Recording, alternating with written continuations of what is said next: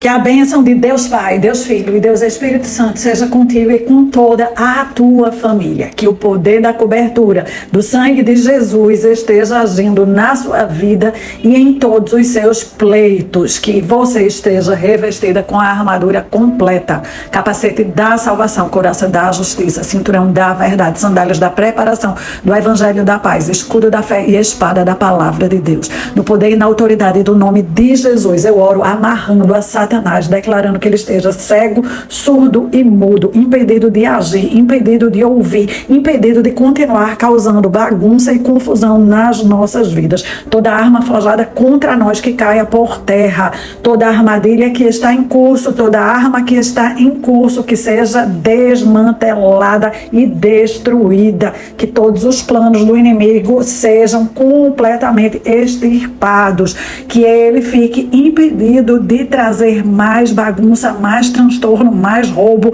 no poder e no nome de Jesus. Senhor, nós te pedimos que destaque anjos guerreiros para estarem com espadas desembaiadas no nosso lar, guardando e protegendo o nosso lar, guardando e protegendo os nossos amados, guardando e protegendo os nossos pleitos. Tu, Senhor, és a nossa torre forte, és a nossa rocha, os nossos pés, os nossos passos estão firmados em Ti. Nos ajuda a habitar debaixo das asas poderosas do nosso Deus.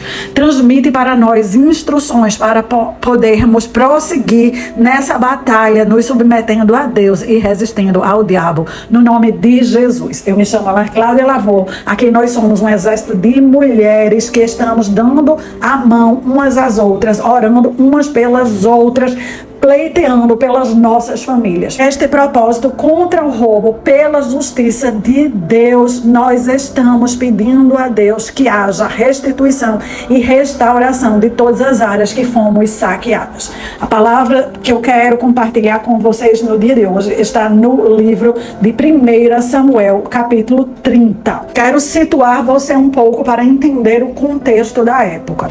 Davi tinha sido pastor de ovelhas, cuidava das ovelhas do pai dele. Um belo dia o pai manda ele ir até os irmãos, aonde os irmãos estavam num acampamento de guerra. Os irmãos de Davi faziam parte do exército do rei Saul. Chegando lá, Davi ia entregar comida para os irmãos, mas Davi não pôde deixar de ouvir e observar o que estava acontecendo. Fazia muitos dias que aqueles homens estavam sendo acuados por um gigante que dizia que ali não havia homem que poderia vencê-lo, que humilhava eles com todo tipo de palavras de baixo escalão, humilhando todo aquele exército, porque um único homem do exército inteiro do rei Saul não se dignava a entrar no ringue de luta com aquele gigante.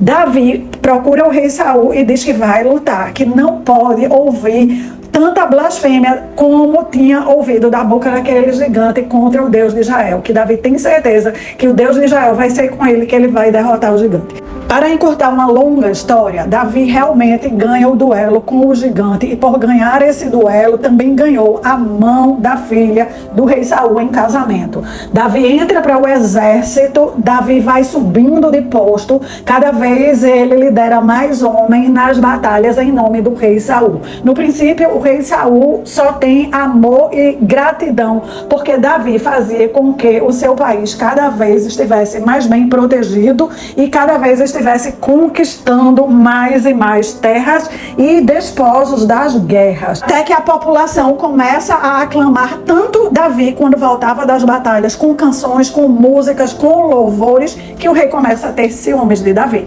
Um espírito de ciúme entra no rei Saul e começa a atormentar aquele rei, que começa a perseguir Davi. O rei elabora 1000 planos para tentar matar Davi. Davi, no início, não compreendia que aquilo ia ser algo constante e que ia ser algo definitivo. Parecia que era apenas um acesso de raiva que o rei estava tendo quando jogava contra ele uma lança querendo matá-lo. Parecia que era apenas um acesso de fúria ou um acesso de loucura. Ele se sai de vários desses ataques furiosos do rei Saul, até que um dia o rei manda os guardas na residência de Davi para prenderem Davi de qualquer forma. Aquela noite foi a gota final. Davi foi ajudado pela própria esposa a sair pela janela e fugir.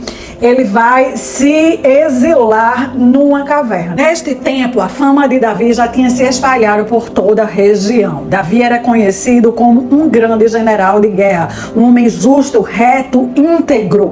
Todos os seus soldados amavam servi-lo. Então, aqueles homens marginalizados que estavam endividados, ao escutar que Davi estava morando numa caverna, se mudam para a caverna. Eles agora querem seguir Davi. Inclusive, os irmãos de Davi também. Davi forma o seu exército. Não mais um exército servindo ao reino, nem ao rei, mas um exército para proteger a ele próprio, para proteger a população ali ao redor da caverna onde ele morava. Ele não pode ficar muito tempo em um único lugar porque o rei continua perseguindo. Então ele se muda para o país vizinho, encontrando abrigo junto aos inimigos de Israel, os filisteus. O rei cede um lugar para Davi ficar morando com os seus homens em Ziclac, e quando precisava da ajuda dos homens de Davi, mandava chamá-lo. Davi tinha conquistado a confiança do seu inimigo, tinha conquistado inclusive um lugar para morar que era seguro, pois o rei Saul não iria imaginar que Davi estava morando no país dos filisteus. O tempo passa e há uma grande guerra acontecendo com 5 reis contra Israel. Davi junta o seu exército e vai até o rei se oferecer para lutar com ele contra Israel. Os outros reis não aceitam. Eles dizem que Davi pode mudar de ideia no meio da batalha e, ao invés de ajudá-los, pode matar eles estando dentro deles. Então dispensam Davi. E é aí onde nós vamos começar a nossa leitura do estudo de hoje. 1 Samuel 30 inicia relatando o retorno, quando eles foram dispensados de participar desta batalha. Diz assim: 3 dias depois, quando Davi e os seus homens chegaram à cidade de Ziclac, viram que os amalequitas haviam invadido Negueb e atacado Ziclac. Tinham destruído e queimado a cidade. Não mataram ninguém, mas tomaram como prisioneiros as mulheres, as crianças, levando-os consigo cativos. Davi e os seus homens chegam à cidade. Ela estava queimada a fogo.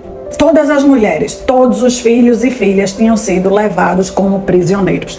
Então Davi e o povo que estava com ele, todos choraram bastante. Choraram até que não houve mais força para chorar. O versículo 6 fala que Davi muito se angustiou, porque o povo começou a falar em apedrejar Davi.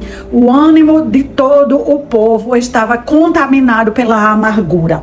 Cada um por causa dos seus filhos e das suas filhas. No entanto, Davi se esforçou no Senhor, o seu Deus. Davi chama o sacerdote e juntos eles buscam a Deus. Davi pergunta para o Senhor: eu devo perseguir esse bando de saqueadores? Irei alcançá-los? Ao que Deus lhe responde: sim, vá atrás deles. Certamente conseguirá recuperar tudo que foi tomado de vocês.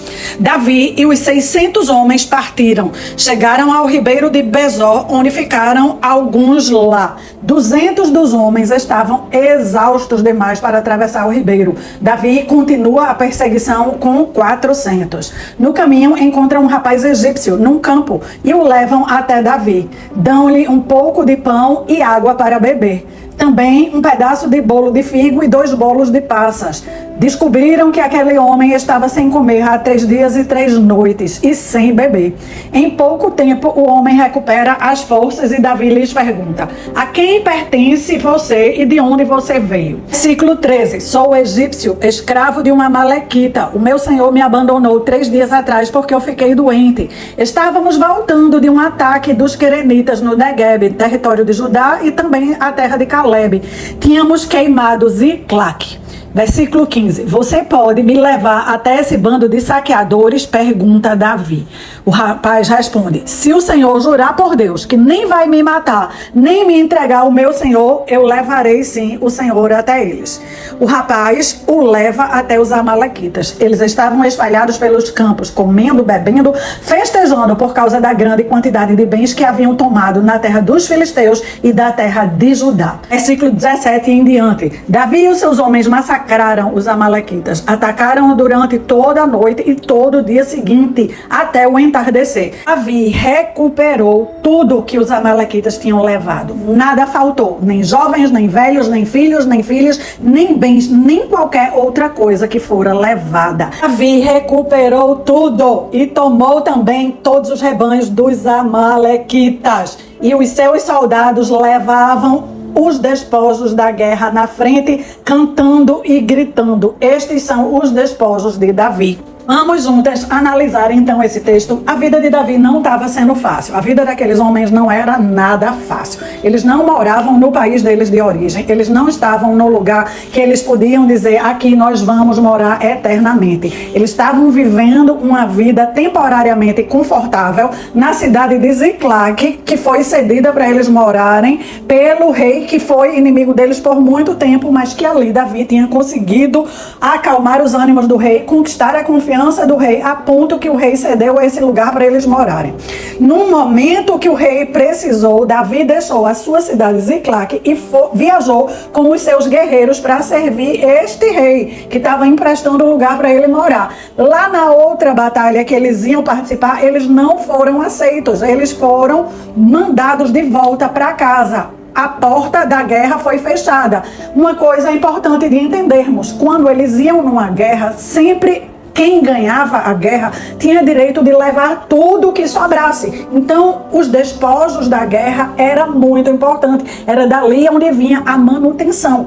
O povo que tinha ido com Davi, os guerreiros, estavam voltando para casa triste, porque não tinha tido despojo de guerra, uma vez que eles não tinham ido lutar. Então eles não tinham tido lucro, vamos dizer, eles não tinham tido pagamento. Depois de viajar 3 dias debaixo dessa tristeza que não tinham tido pagamento, quando chegam na cidade deles, ficam sabendo que a cidade tinha sido invadida e roubada. Toda a preciosidade deles, que era as suas esposas, os seus filhos, as suas filhas, tinham sido levados como prisioneiro. Além de não terem pagamento, agora eles não tinham mais mulher, eles não tinham mais filhos. Eles entraram em um colapso emocional. Eles choraram tanto até perder a força. É aqui onde eu quero refletir com cada uma de vocês. Quantas vezes nas nossas vidas as coisas acontecem dessa maneira? Nós levamos uma lapada, levamos outra lapada. Quando estamos pensando que estamos ficando de pé, que estamos organizando mais ou menos a vida, que tudo vai ficar arrumadinho e que a gente ainda vai ter o dinheiro para pagar as contas, vem uma lapada que nos bota para fora do projeto e diz, desse projeto você não vai participar, e nos manda de volta para casa. Quando nós vamos chegando em casa, esperando encontrar o conforto da casa, nós encontramos uma casa que foi saqueada. O marido fugiu, os filhos estão prisioneiros da pornografia, os filhos estão prisioneiros da bebida, das drogas, dos jogos de computador, dos jogos online, qualquer tipo de vício que você sabe que o seu filho está cativo na mente. O seu filho foi levado cativo. O seu marido foi levado cativo. A situação não era nada agradável.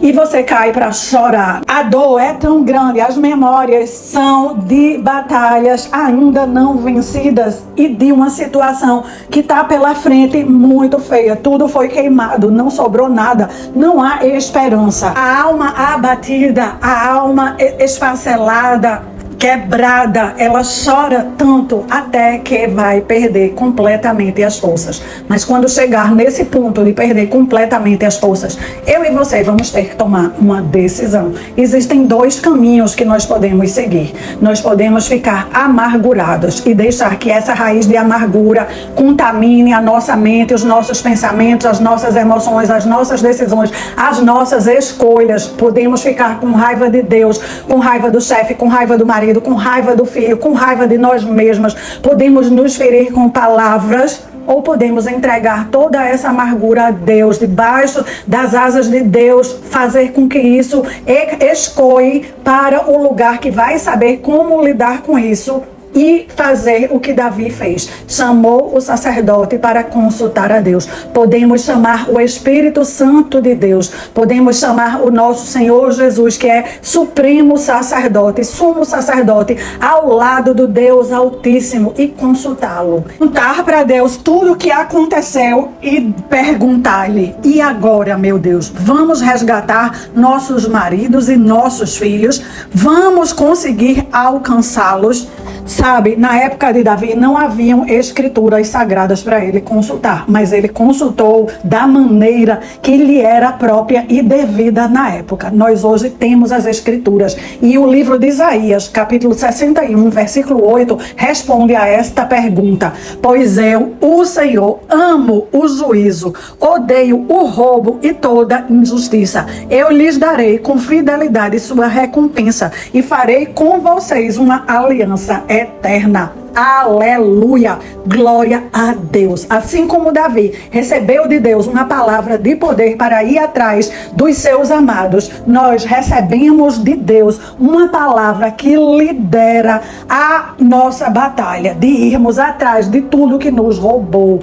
Deus fala que ama o juízo, a verdade, a justiça, odeia o roubo e a injustiça. E é Deus que vai nos dar a nossa recompensa, fazendo conosco uma aliança inquebrável. Ele vai ser o nosso general de guerra, nos guiando no processo de restaurarmos, reconstruirmos a nossa casa e a nossa família com as bases e os fundamentos de Jesus. A palavra foi proclamada, revelada com poder. Vamos agora declarar o nosso salmo de guerra e fazer a nossa oração. Salmo 93 afirma que o Senhor Deus é rei, está vestido de majestade e coberto de poder. A terra está firme no seu lugar e não pode ser abalada. Ó Senhor, o teu trono está firme desde o princípio, tu sempre existisse. Ó Senhor Deus, o mar profundo levanta sua voz, o mar ergue a sua voz e ruge. O Senhor reina no céu com poder. A sua força é maior do que a fúria do oceano e mais poderosa do que as ondas do mar.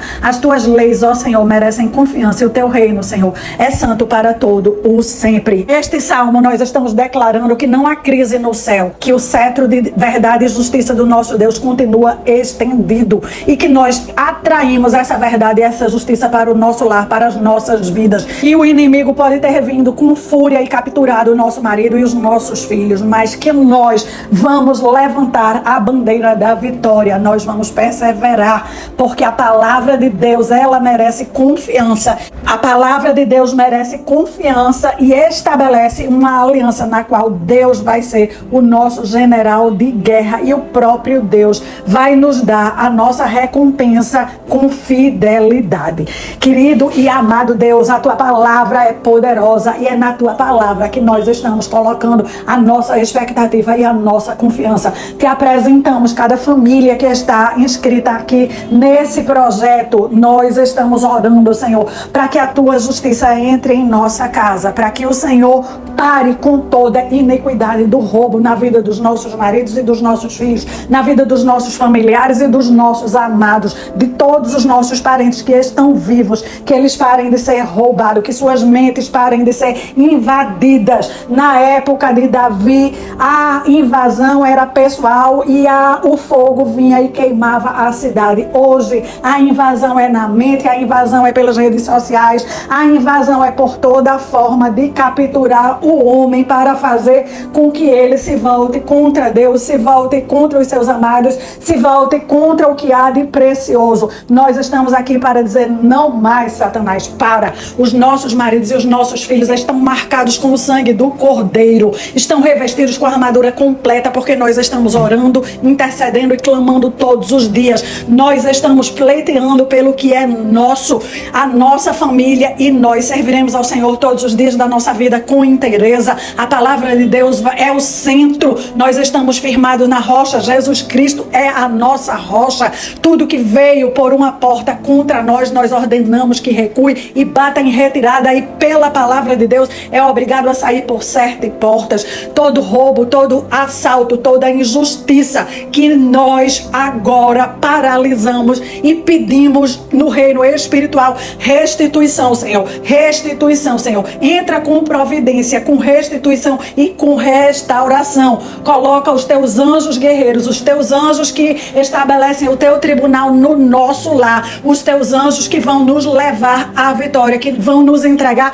as respostas e as estratégias para usarmos individualmente com os nossos maridos, com os nossos filhos e com o nosso amado. Levanta do norte, do sul, do leste e do oeste apoio, ajuda, a tua palavra, as tuas boas novas. Esta semana é dia de mudança, esta semana é dia de transformação, esta semana é dia de boas notícias definitivas acontecendo em cada lar. O Senhor está agindo, o Senhor está curando, o Senhor está libertando, o Senhor está tocando, o Senhor está transformando conexões neurais, pensamentos, escolhas, decisões. O Senhor está restaurando a comunicação dos pais com os filhos, dos filhos com os pais. O Senhor está restaurando a comunicação do marido com esposa, de esposa com marido, sogros com nora e genro. Não vai mais haver divórcios nas nossas famílias, não vai mais haver brigas e disputas. Nós liberamos a ação do poder, do amor, do poder, do perdão, do poder da reconciliação,